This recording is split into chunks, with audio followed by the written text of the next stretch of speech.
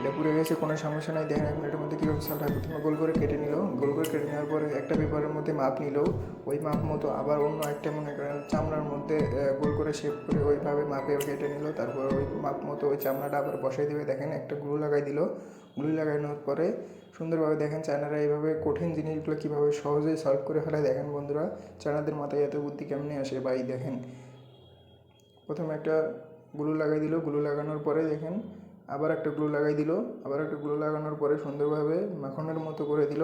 মাখনের মতো করে দেওয়ার পরে দেখেন কীভাবে সুন্দরভাবে সলভ হয়ে যায়।